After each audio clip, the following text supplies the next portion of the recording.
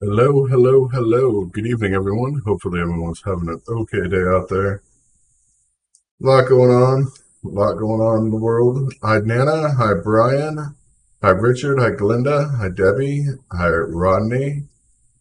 Hi, Karen. Hi, Retha. Hi, Tia. Hi, Hank. Hi, Sabrina. Hi, Deborah. Hi, Glinda. How you guys all doing tonight?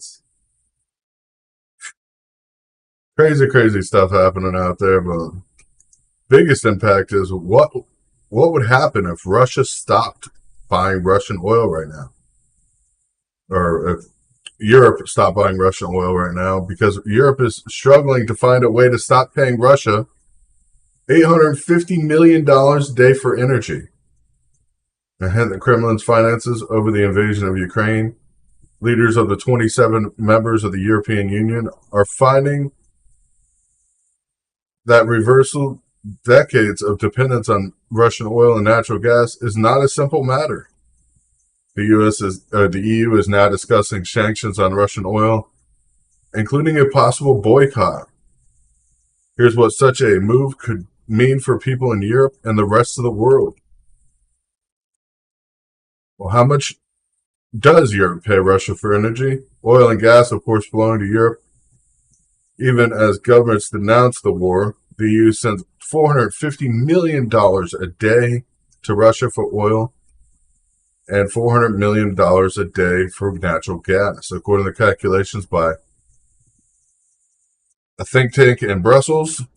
That means the energy revenue is bolstering the Kremlin's budget, adding to the foreign currency reserves, even as Western sanctions have targeted Russian reserves abroad. Russian government receives an average of 43% of its revenue from oil and natural gas from the year 2011 to 2020. How much Russian oil goes to Europe? Europe is the biggest purchaser of Russian crude.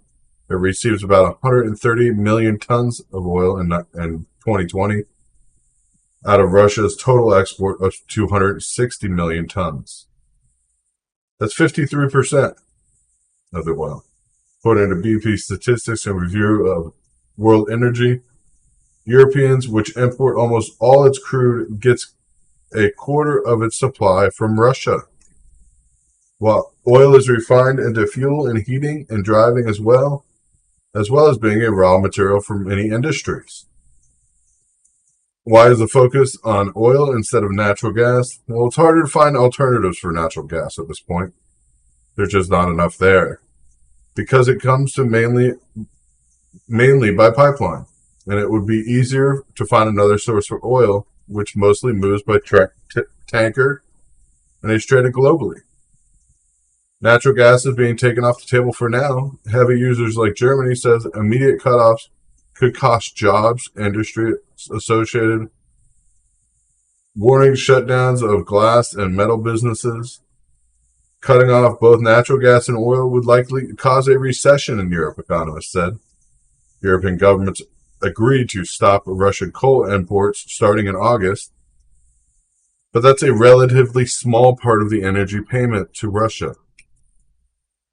Now, what would happen without Russian oil is Europe imports would 3.8 million barrels a day from Russia before the war.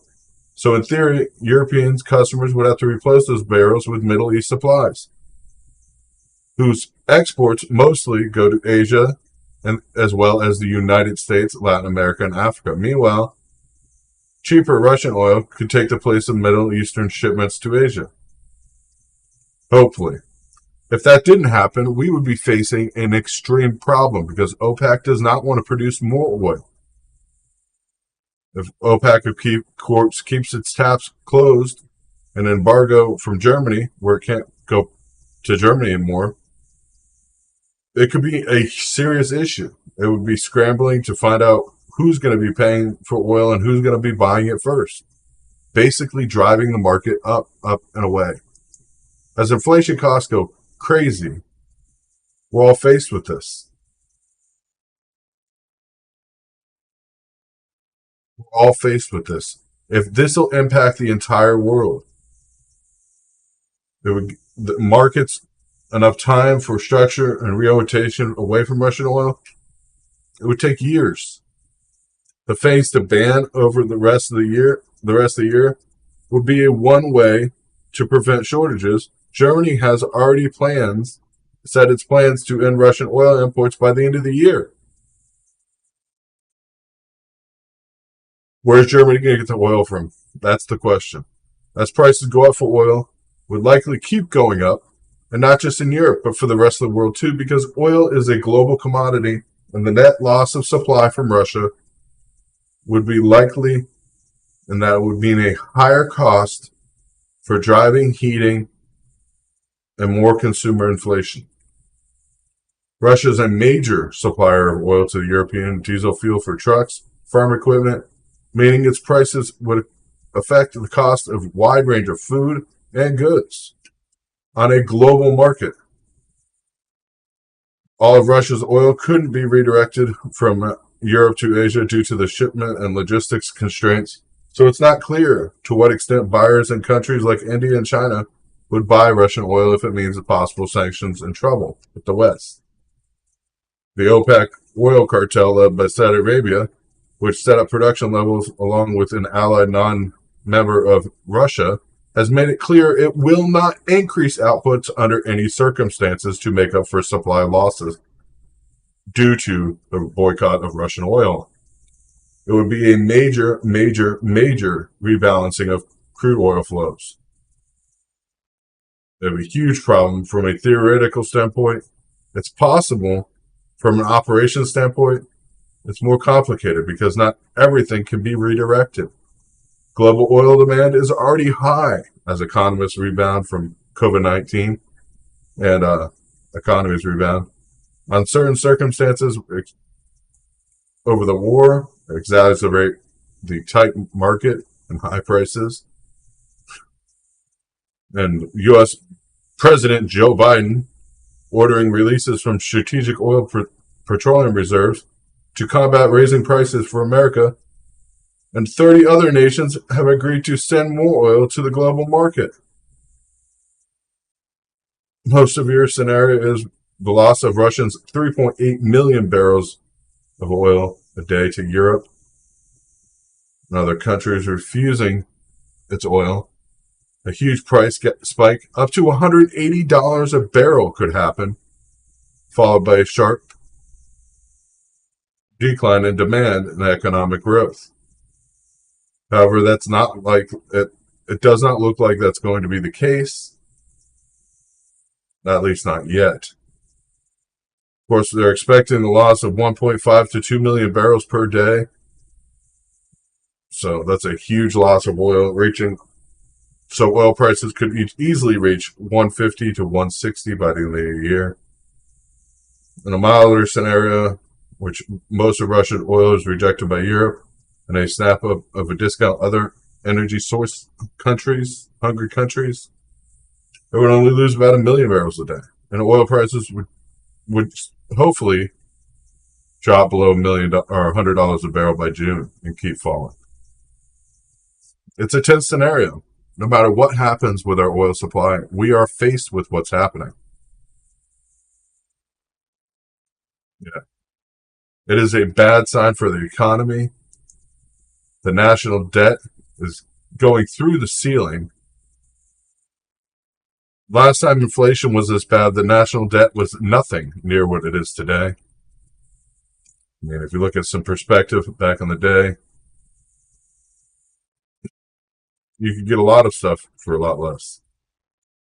I mean, between 1973 and 1982, inflation prices did rise 133 or 130%.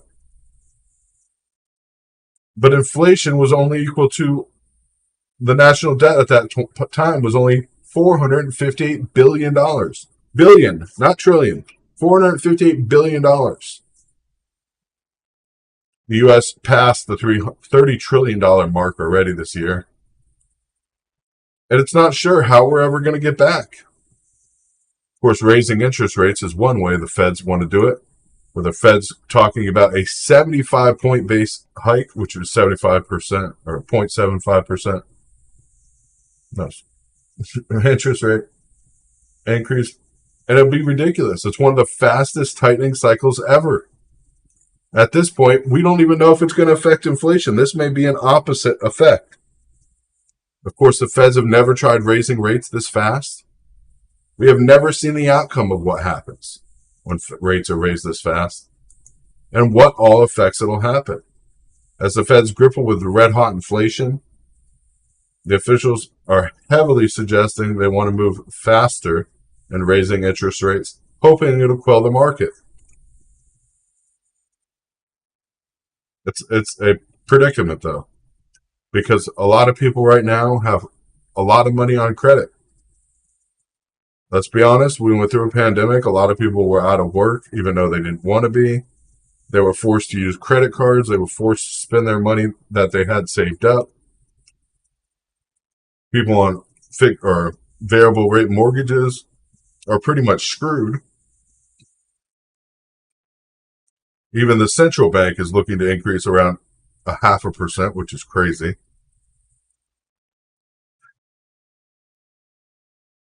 They're going to try to tame inflation, but at this point, I think it'll do more harm than good. I think Americans are faced with this.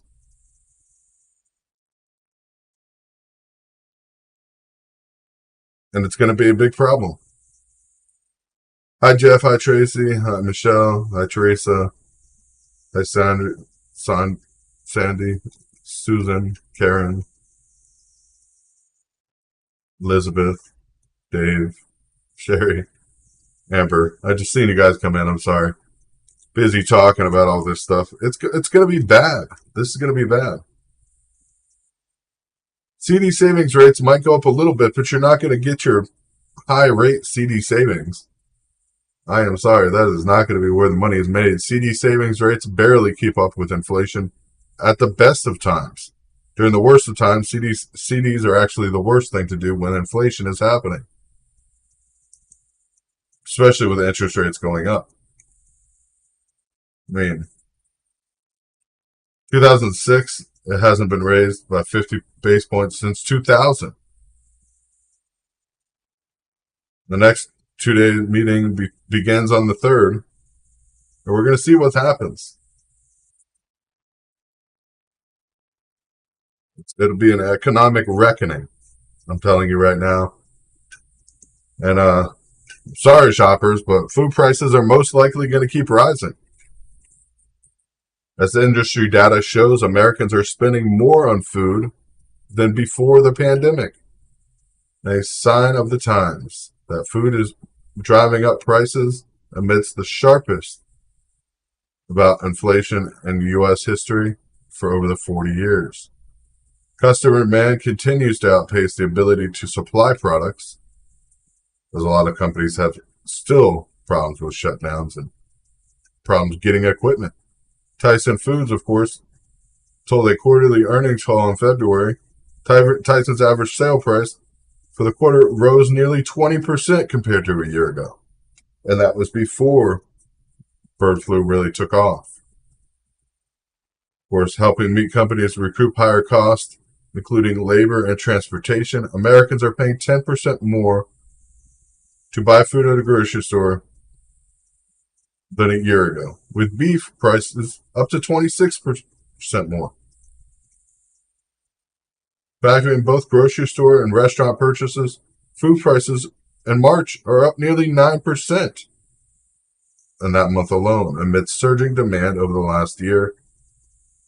Security analysts are stating this is going to be a problem. Americans are eating more than they did in the past, which that's not true. Americans are buying more because sizes are getting smaller. If you notice, a bag of chips that was 12 ounces last year is now 9 ounces, and you're paying still 50 to 60 cents more, you're not alone. A lot of those things are happening because inflation, of course, and the way to make the market seem like you're buying more is by lowering the ounce or the quantity inside the package. It is a sad but impactful thing that is happening.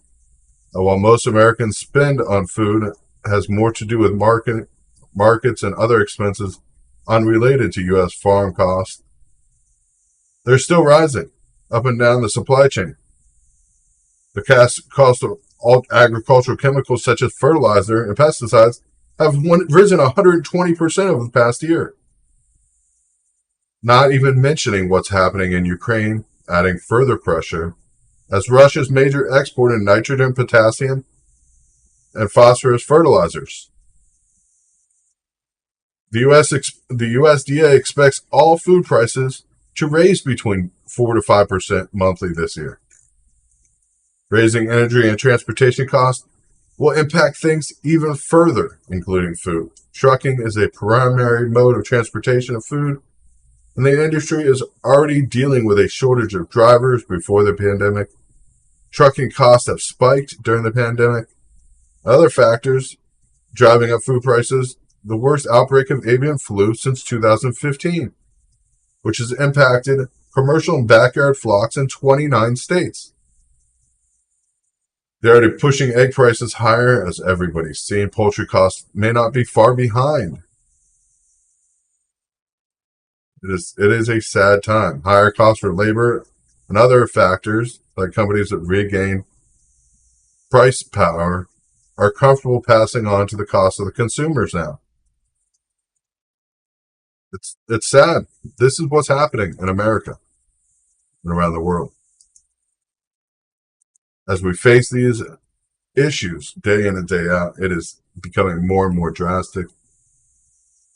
Everyone to go vegan, and vegan is expensive to do that anyways. Of course, we watched the Dow plunge more than 970 points on its worst day since 2020. It fell 4 straight weeks in response to the Federal Reserve comment about fighting inflation. Of course, the stocks plunged today. The Dow Jones, S&P 500 down. Consecutive weekly declines as traders weigh a raft of corporate earnings and rising interest rates. I mean, for the Dow to fall 2.7% in a single day is terrible outcome and outlook. S&P, of course, fell 2%. NASDAQ declined by 2.3%. Those losses put the Dow just 1.5% down, or put the Dow down 1.5% for the week. Attract for its 4th straight weekly decline and its ninth losing week for the last 11. It's coming. People, of course, have money in stocks and bonds. As inflation is going crazy, you're losing money in your stocks at the same time, or your dollar is worth less. This is a shame. And this impact is coming from everywhere. This impact is coming from everywhere. Yeah. Trucking costs are outrageous.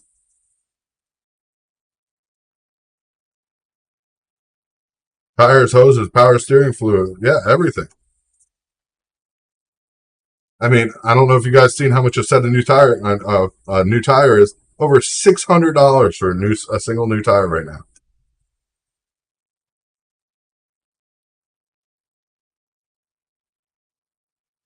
Over $600.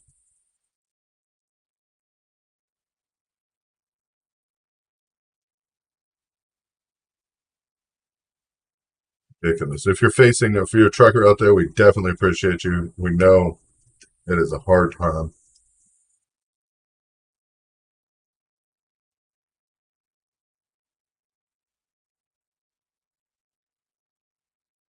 Yeah, we have to return to our dollar to an actual standard or something.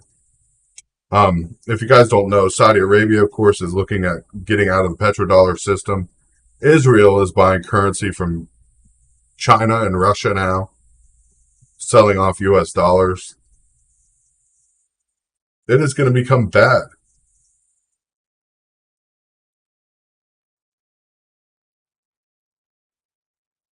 Yeah, I didn't know you paid $800. I don't know where you pay $800 for. I mean, I know I can get one for around 600. But yeah, last year they were about $400 a piece. It is crazy.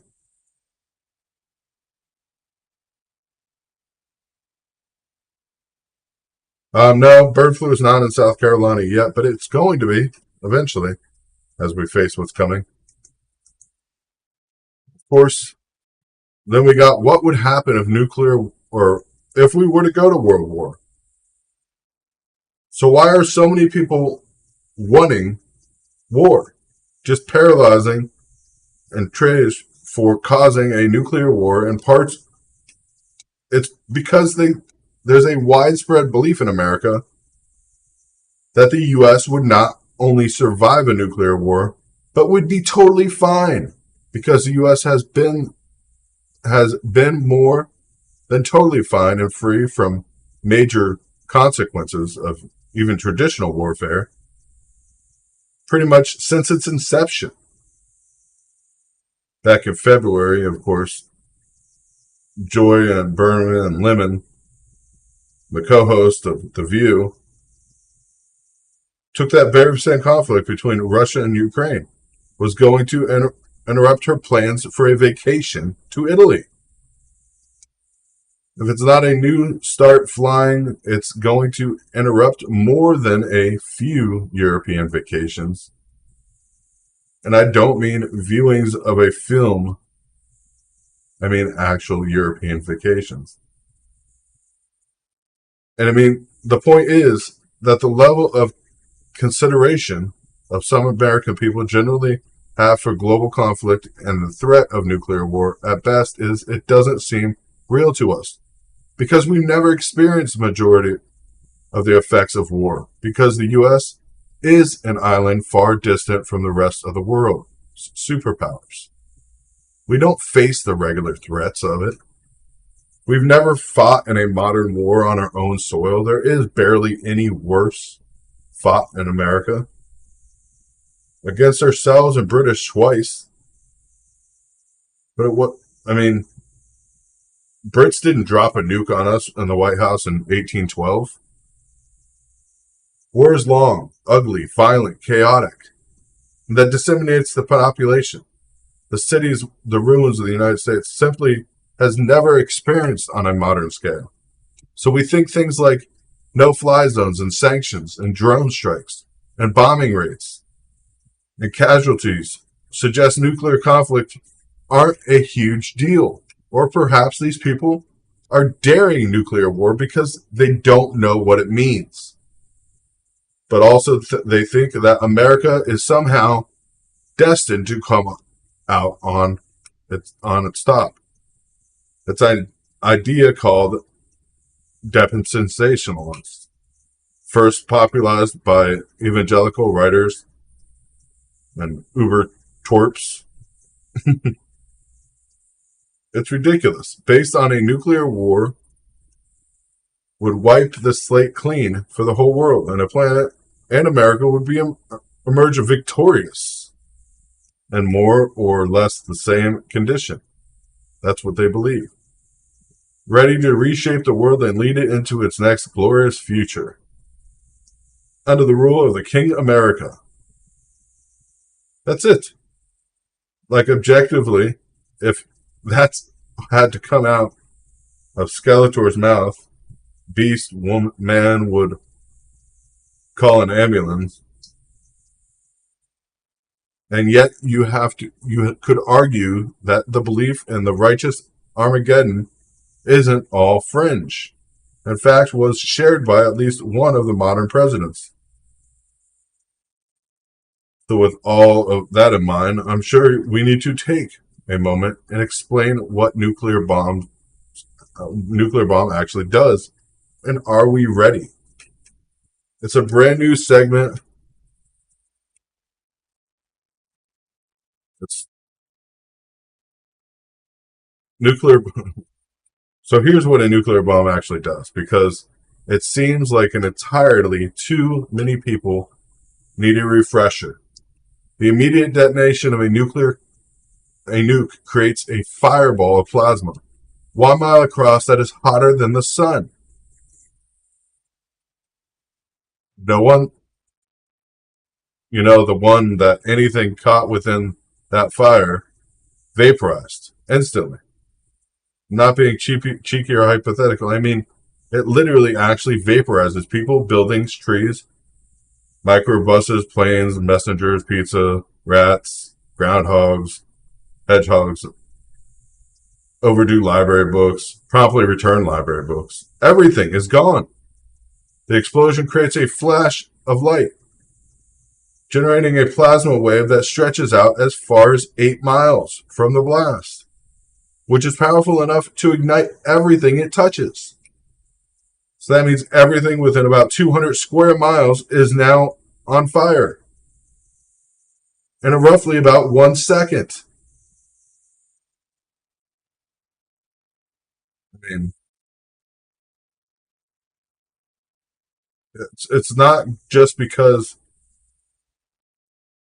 of the fire. Then a shock wave of wind stronger than a hurricane or tornado in any recorded history flattens the area of the immediate vicinity of the blast. Although the shock wave weakens a tiny bit as it expands outward, it's still strong enough to obliterate most houses and non-reinforced buildings for at least 175,000 or 175 miles out. The mushroom cloud, were so rock hard to see, is a plume of dust and ash that used to be the population of the city. That mushroom cloud sucks everything in the sky and air and debris like a vacuum, laying waste to anything left standing. The casualties of this are arguably the lucky ones. The explosion isn't the sole point of the nuke. While it's humble news merchant, apparently, foolish mistake to believe that was common knowledge. It evidently needs to be repeated for the cheap seats. You know, the ones occupied by I'm not liberal presidents and senators. Nuke's long game is fallout. Basically scorch the earth by poisoning the entire population center with radiation. The fallout risk is greatest for the first 48 hours after the explosion. Roughly half the people exposed to the radiation in the direct vicinity of the blast will die of radiation poisoning. Those who don't die right away can cling on for days or weeks, ultimately succumbing to obliterated immune systems or unable to fight infections, or their digestive systems shutting down. Other survivors exposed to the fallout are at extreme high risk for developing cancers for the rest of their lives. It is sad. It's a fact that we're facing here. This is something that can actually happen. If we look back at Nagasaki, I mean, over the past 70 years, most of the 10,000 people that did survive that were in the radiation died of some form of cancer. Leukemia rates of the survivors who were exposed with radiation were 4 to 5 times higher than typical levels of anybody else. It is drastic. Meaning, it's not confined to just the blast zone. I mean, in the past 80 years, we supersized these things like a fry cook on acid. Modern nuclear weapons have gotten exponentially more devastating and launch more radioactive dust in the atmosphere and stratosphere, which allows for global fallout. You got to think Nagasaki was 1.5 ton, or now we're looking at 50 or 550 ton nuclear weapons. It's a huge difference. A huge difference. And it's sad.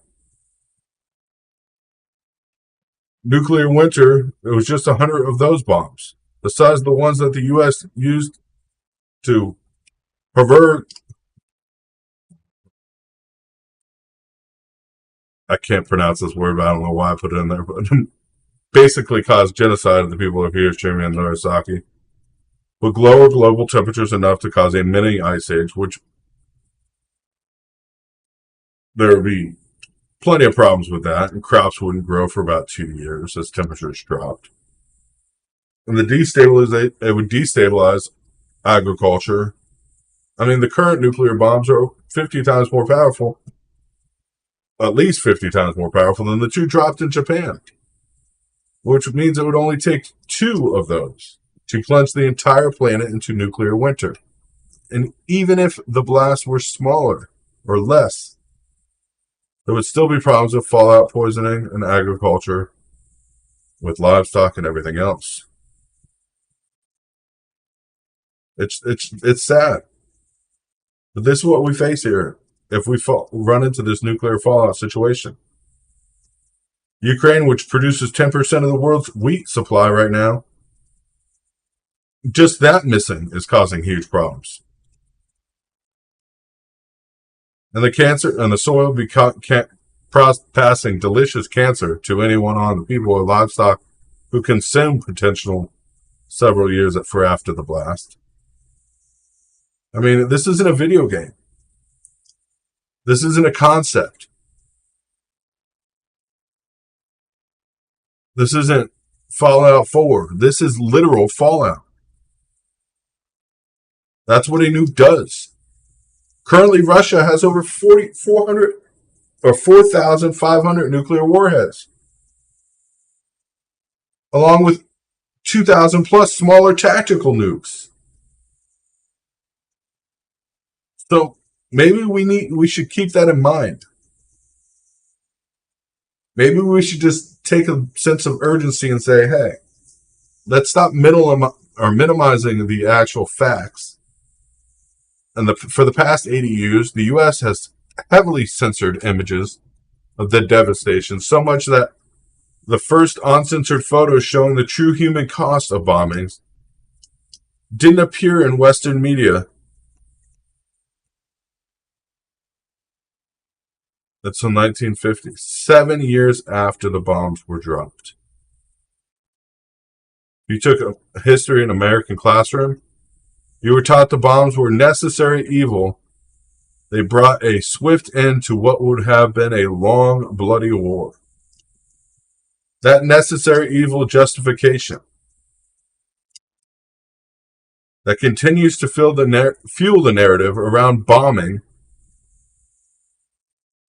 I mean, bombings that the U.S. does routinely. Firebombing Japanese towns, including one campaign that killed over 100,000 civilians in Tokyo within 48 hours during that war. But yet we're declaring war on Russia, or declaring a problem with Russia, because 4,000 civilians have passed away so far during a month-long fight. I mean, it's ridiculous. We have no access, and it needs to be broken up. The U.S. has no point. We have no world. We should not be the world's police anymore. America is just wanting to drop some nukes, and for the rest of the world to see them do it. Framing those bombs is like key to ending World War III. For instance, killing hundreds of thousands of civilians was justified. It might have been saved untold lives, but really, it just means it might save untold American and British lives with what happened in Japan. We happily agree that with the version of events, 85% of American approval approved of the bombs in 1949 or 1945. I mean, that's crazy. That's crazy. Can you imagine that today?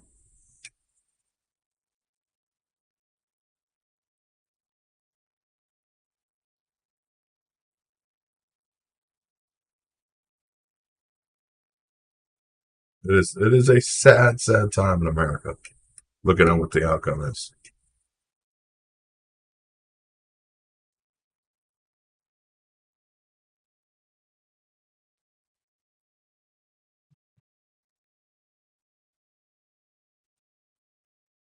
But God bless you guys. I didn't want to just talk about the bad news, but that's all there is. We got to stand together, be strong.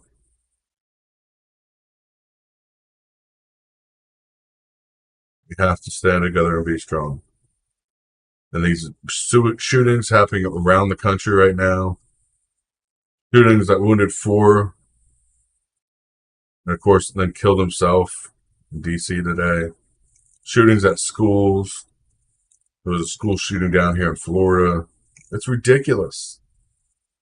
We have too many problems. Too many problems going on at once. We're so focused on making everybody else happy. We need to secure ourselves and then worry about others next.